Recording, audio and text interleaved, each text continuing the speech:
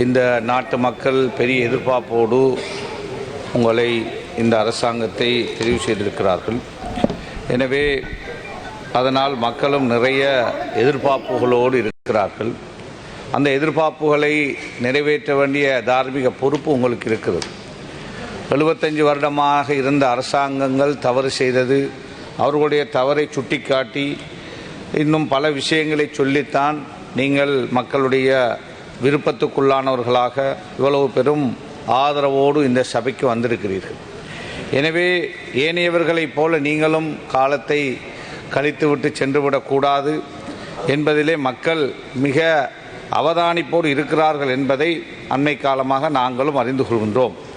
எனவே அத்தியாவசிய பொருட்களை பொறுத்தவரையிலே ஒரு மனிதனுக்கு தேவையான அத்தியாவசிய பொருட்கள் பெறுவதிலே அல்லது விலை விஷயங்களிலே இன்னும் ஒரு சாதகமான ஒரு சூழலை இந்த நாட்டிலே நாங்கள் காணவில்லை. எனவே அரசாங்கம் என்னதான் சொன்னாலும் மனிதனுடைய வயிற்றோடு சம்பந்தப்பட்ட அன்றாட தேவைக்கான அத்தியாவசிய பொருட்கள் ஒரு 10-15 பொருட்கள் அதை நியாய விலையிலே எல்லோருக்கும் கிடைக்கக்கூடிய முறையிலே செய்ய வேண்டிய பொறுப்பு அரசாங்கத்துக்கு இருக்கிறது. அதிலே நீங்கள் தவறு விடுவீர்களாக இருந்தால் மக்கள் பாதைக்கு வருவதை உங்களால் தடுக்க முடியாமல் போய்விடும். எனவே அரிசி விஷயத்தில் கூட இன்னும் மக்களுக்கு சரியான ஒரு முறையிலே குறைந்த விலையிலே அல்லது சாதாரண விலையிலே அந்த அரிசியை பெற முடியாத துர்ப்பாக்கிய நிலை வந்திருக்கிறது. அதேபோல் உப்பு விஷயம், அதை கூட ஒரு சில வாரங்களிலே உங்களால் தீர்த்து வைக்க முடியும். ஆனால் ஏன் அதை இன்னும் காலதாமதப்படுத்தி சென்றீர்களோ என்று எங்களுக்கு தெரியவில்லை. ஏன் நாட்டிலே பெரிய அளவு உப்பு உற்பத்தியாளர்கள் கிடையாது. இவ்வாறான பிரச்சனை வருகின்ற பொழுது நீங்கள் இறக்குமதி செய்தாவது மக்களுக்கு பெற்றுக் கொடுத்திருக்கலாம். ஆனால் இன்னும் ஒரு தட்டுப்பாடான நிலையும் அதிக விலைக்கு மக்கள் வாங்க வேண்டிய ஒரு துர்ப்பாக்கிய நிலை வந்திருக்கிறது. இதே போல ஏனைய அத்தியாவசிய பொருட்கள் விஷயத்திலும் நீங்கள் கவனம் செலுத்துங்கள் என்று உங்களிடத்திலே நாங்கள் வேண்டுகோள் விடுக்கின்றோம். அதே போல எங்களுடைய மன்னார் தலைமன்னாரிலிருந்து எங்களுடைய பங்கு தந்தை டெனி கரிஸ்டஸ் அவர்கள் எங்களுக்கு ஒரு கடிதத்தை அனுப்பியிருக்கிறார். அதை பிரதமருக்கு முகவரியிட்டு அனுப்பிய அந்த கடிதம், அதாவது மன்னாரிலே 18,900 ஹெக்டேர் நிலப்பரப்பு வைல்ட் லைஃபுக்கு கீழே கெசட் பண்ணியிருக்கிறார்கள்.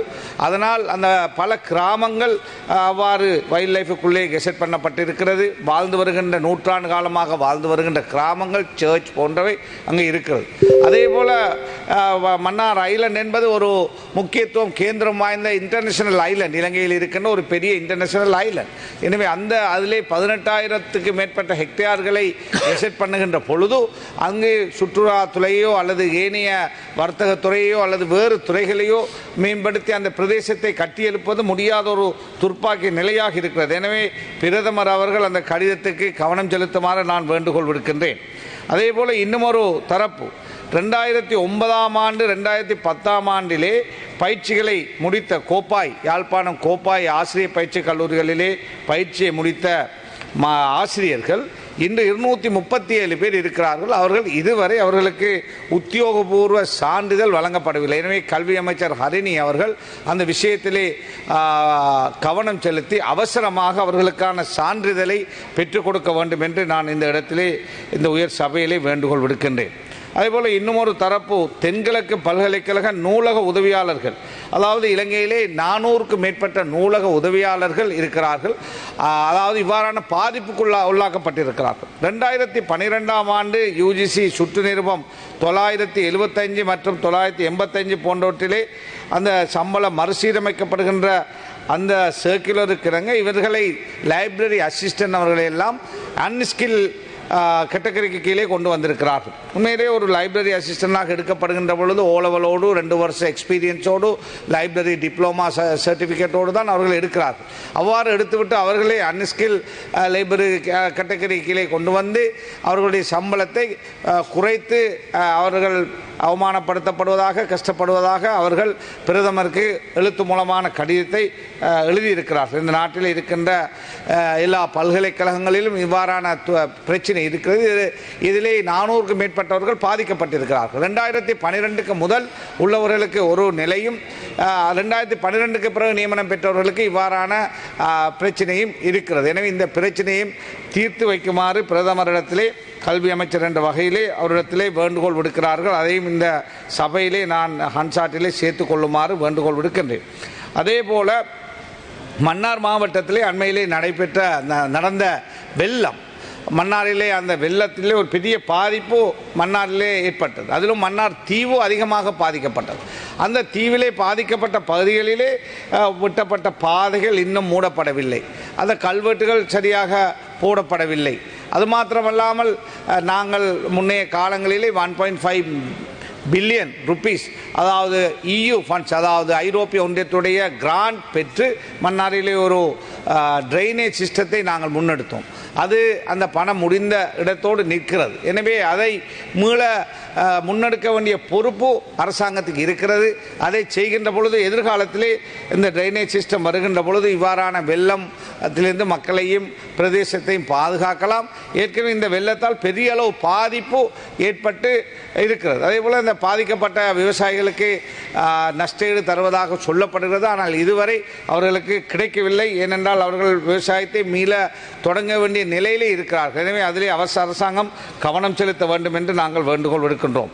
அதே போலதான் எங்களுடைய வவுனியா குப்பை கூலங்களை கொண்டு போய் போடுகிறார்கள். சாலம்பி குளம் என்ற ஒரு பெரிய கிராமமும் அங்கே ஒரு பல்லாயிரக்கணக்கான மாணவர்கள் படிக்கின்ற யூனிவர்சிட்டியும் இருக்கிறது. அதிலே ஒரு 500 மீட்டர் தூரம் கூட யூனிவர்சிட்டியில் இல்லை. ஊரிலிருந்து ஒரு 50 மீட்டர் தூரம் கூட இல்லை. எனவே மனித உடல்கள், இன்னொரு மிக மோசமான குப்பைகளை எல்லாம், குப்பைகள் என்ற போர்வையிலே எல்லாம் அழிவுகளை, வைத்தியசாலையில் உள்ள வெட்டப்படுகின்ற கொத்தப்படுகின்ற எல்லா உடல் அங்கங்கள் எல்லாம் வெட்டப்படுகின்றவை எல்லாம் கொட்டப்படுது. இதனால் அந்த மக்கள் மிக சொல்லொண்ணாத துயரத்துக்கு உள்ளாகி இருக்கிறார்கள். எனக்கு அருகில் இருக்கின்ற கௌரவ முத்து முகமது அவர்களும் அந்த ஊரை சேர்ந்தவர். எனவே அந்த மக்களிடத்திலே கடந்த காலங்களிலே 4 வருஷங்களாக நாங்கள் இந்த கோட்டாபே அரசாங்கம் எங்களை பழி வாங்குகின்ற ஒரு அரசாங்கமாக, நாங்கள் சொல்லுகின்ற எதையும் செய்யாத ஒரு அரசாங்கமாக இருந்தார்கள். எனவே உங்களிடத்திலே நாங்கள் வேண்டுகோள் விடுக்கின்றோம்.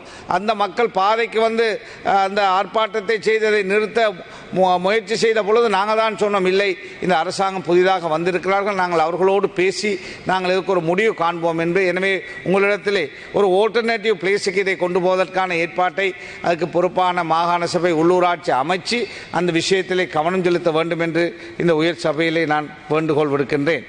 அதே போலதான் இன்னும் ஒரு முக்கிய பிரச்சனையாக இருக்கின்ற ஒரு பிரச்சனை மியன்மாரிலிருந்து வந்த அகதிகள். மியன்மாரிலிருந்து வந்த அகதிகளை முல்லைத்தீவு மக்கள், மீனவ சமூகம் அவர்கள் அதை பாதுகாத்து நேவியிடத்தில் ஒப்படைத்தார். அவர்கள் திருவோணமலையிலே சில நாட்களாக தங்க வைக்கப்பட்டார்கள். நான் அங்கு சென்ற பொழுது அந்த அகதிகளை பார்ப்பதற்காக சென்றேன். அங்கு கொஞ்சம் நேரம் அந்த உள்ளே போய் அவர்களோடு கலந்துரையாட சென்ற பொழுது அங்கிருக்கின்ற போலீஸார் ஓடி வந்து எல்லாரும் வெளியேறுங்கள் ஒளியேறுங்கள் என்று சத்தம் போட்டு கொண்டு வந்தார்.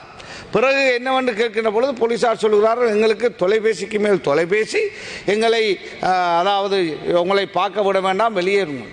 நான் இந்த நாட்டிலே முன்னாள் ஒரு அமைச்சராக, மீள்குடியேற்ற அமைச்சராக இருந்தவன். 3 லட்சம் மக்கள் அகதிகளாக வந்த பொழுது அவர்களை 3 நேரமும் சாப்பாடு பல மாதங்கள் பரிபாலனம் செய்த ஒருவர். எனவே ஒரு மக்களால் தெரிவு செய்யப்பட்ட ஒரு மூத்த பாராளுமன்ற உறுப்பினராக இருக்கின்ற எனக்கு அவ்வாறு போய் அந்த பிரதேச செயலாளருடைய அனுமதியோடு தான் நான் உள்ளே சென்றேன். எனவே அவ்வாறு இருக்கின்ற பொழுது யாரோ தொலைபேசியிலே அந்த போலீஸாரை கரைச்சல் பண்ணி எங்களை வெளியேறுமாறு சொன்னார்கள். அவர்களுக்கு படுப்பதற்கு கூட பாய் கொடுத்திருக்கவில்லை, தலையணை கூட கொடுக்கப்பட்டிருக்கவில்லை. பிறகு நாங்கள் அந்த ஏற்பாட்டை செய்தபோது அதை கூட பாதையிலே போட்டுவிட்டு செல்லுங்கள் என்று சொன்னார்கள். அதை நாங்கள் போட்ட பிறகுதான் அதை கொண்டு போய் கொடுத்தார்கள். பரவாயில்லை. ஆனால் அரசாங்கத்தை பொறுத்தவரையிலே ஜனாதிபதி அனுரகுமார் திசாநாயக்க ஜனாதிபதி அவர்கள் எங்களோடு 2 தசாப்தங்களாக இந்த பாராளுமன்றத்தில் இருந்தவர். அவரிடத்திலே நல்ல பண்புகளை நாங்கள் கண்டோம். அவருடைய பேச்சையும் உங்களுடைய அரசாங்கத்தையும் நம்பித்தான் இந்த நாட்டு தமிழ் மக்கள், முஸ்லிம் மக்கள், சிங்கள மக்கள் எல்லோரும் ஒருதலை பட்சமாக இந்த தேர்தலிலே உங்களுக்கு வாக்களை தந்திருக்கிறார்கள். எனவே இவ்வாறான ஒரு அகதிகள் வருகின்ற பொழுது அந்த அகதிகளை அண்மையிலே நாங்கள் கேள்விப்படுவோம் திருப்பி அனுப்ப போறாக அதே நாட்டுக்கு. இந்த நாட்டிலே சட்டம், அதாவது நாங்கள் உலக சட்டங்களுக்கு கட்டுப்பட்டிருக்கிறோம். UNHCR அதாவது இவ்வாறான அகதிகள் வருகின்ற பொழுது அவர்களிடத்தில் சர்வதேச அகதிகளை பாரம் கொடுக்க வேண்டிய பொறுப்பு இருக்கிறது. மியான்மரை பொறுத்தவரையில் உங்களுக்கு தெரியும், அங்கு இருக்கின்ற அரசாங்கமாக இருக்கலாம், அரசாங்க சார்பு குழுக்களாக இருக்கலாம், அல்லது சில இயக்கங்களாக இருக்கலாம், அங்குள்ள முஸ்லிம்களை தாக்குகின்ற, கஷ்டப்படுத்துகின்ற, அநியாயம் செய்கின்ற, துரத்துகின்ற ஒரு 10 லட்சத்துக்கு மேற்பட்டவர்கள் பங்களாதேஷுக்கு அகதிகளாக சென்று பல கஷ்டங்களை அனுபவித்த நிலை இருக்கிறது. எனவே தங்களுடைய உயிரை காப்பாற்றிக் கொள்வதற்காகத்தான் அவர்கள் எங்கோ சென்றவர்கள் இலங்கையில் இலங்கையிலே வந்து கரையொதுங்கி இருக்கிறார்கள். அவர்களை திருப்பி மியான்மருக்கு அனுப்புவதாக நாங்கள் ஊடகங்களில் அறிகிறோம். அவ்வாறு அனுப்பியவர்களாக இருந்தால் சர்வதேச சட்டங்களுக்கு முரண்பாடான விடயம். எனவே உயிராபத்தோடு அந்த நாட்டிலே வாழ முடியாது என்று வருகின்ற ஒரு தரப்பை அந்த மக்களை இந்த அரசாங்கம் அந்த நாட்டுக்கு திருப்பி அனுப்புமாக இருந்தால் அந்த மக்களை அதாவது ஒரு பெரிய ஒரு ஆபத்தான நிலைக்கு அந்த மக்களை கொண்டு தள்ளுகின்ற விடயமாக மாறிவிடும். எனவே நாங்கள் இந்த அரசாங்கத்தின் மீது நம்பிக்கை கொண்டவர்களாக கேட்கின்றோம். இவர்களை இலங்கையிலே இருக்கின்ற UNHCR UN நிறுவனங்களோடு பேசி நீங்கள் அவர்கள் விரும்புகின்ற நாடுகளுக்கு, அதாவது சில நாடுகள் தற்காலிகமாகவோ அல்லது நிரந்தரமாகவோ இவர்களை ஏற்றுக்கொள்வதற்கு தயாரான நாடுகள் எத்தனை இருக்கிறது. அவ்வாறு தான் உலக நாடுகளிலே நமது நாட்டைச் சேர்ந்தவர்கள் யுத்த காலங்களிலே எத்தனை சென்றவர்கள் 1 மில்லியனுக்கு மேலே பல லட்சக்கணக்கான வாழ்ந்து கொண்டிருக்கிறார்கள். எனவே அவர்கள் இன்று நல்ல நிலையில் இருக்கிறார்கள். பிள்ளைகள் கல்வி கற்று டாக்டர்களாக, இன்ஜினியர்களாக, அதே போல எம்பிக்களாக, அமைச்சர்களாக கூட நமது நாட்டைச் சேர்ந்தவர்கள் வெளிநாடுகளில் இருக்கிறார்கள். எனவே இவர்களை இந்த நாட்டிலே குடியேற்றுங்கள் என்று நாங்கள் சொல்லவில்லை. இவர்களை சர்வதேச சட்டத்துக்கேற்ப, இவர்களை சர்வதேச நடைமுறைக்கேற்ப கடந்த காலங்களில் இவ்வாறான அகதிகள் வந்த பொழுது, கடந்த காலங்களிலே மஹிந்த ராஜபக்ச ஒரு பொழுது ஜனாதிபதியாக இருந்த பொழுது கூட அவர்களை அவ்வாறு திருப்பி அனுப்பவில்லை. அவர்களை உரிய முறைப்படி அவர்கள் விரும்பிய மலேசியாவுக்கோ அல்லது வேறு நாடுகளுக்கோ UNHCR ஊடாக அனுப்பியிருக்கிறார். அதே போல தயவு செய்து செய்யுங்க. அதே போல எங்களை போன்றவர்கள் நாங்கள் விரும்புகின்றோம் அவர்களுக்கு உதவி செய்வதற்கு, அதே போல பார்ப்பதற்கு முடியுமாக இருந்தால் அந்த ஏற்பாட்டையும் எங்களுக்கு செய்தாருங்கள் என்று நாங்கள் நான் கண்ணால் கண்டேன். சின்ன பிள்ளைகள் அவர்களுக்கு தேவையான அத்தியாவசிய பொருட்கள் தேவையானவர்கள் இருக்கிறார். எனவே அரசாங்கம் அந்த உதவிகளை செய்யுங்கள். தேவை என்றால் எங்களையும் நாங்களும் போய் பார்ப்பதற்கான ஒரு ஏற்பாட்டை செய்தார்கள் என்று உங்களிடத்திலே அன்பாக வேண்டுகோள் விடுக்கின்றோம். அதே போல இந்த மியான்மர் விஷயத்திலும் சர்வதேச சட்டங்களை மதித்து தயவு செய்து செயல்படுங்கள். நான் இது சம்பந்தமாக ஜனாதிபதி அனுரகுமார திசாநாயக் அவர்களுக்கு கடிதம் ஒன்று எழுதியிருக்கிறேன். அந்த கடிதத்தை இந்த ஹன்சாட்டிலே சேர்த்துக் கொள்ளுமாறு பிரதி சபாநாயகர்கள் உங்களிடத்தில் வேண்டி இந்த சந்தர்ப்பத்துக்கு நன்றி கூறி விடைபெறுகிறேன்.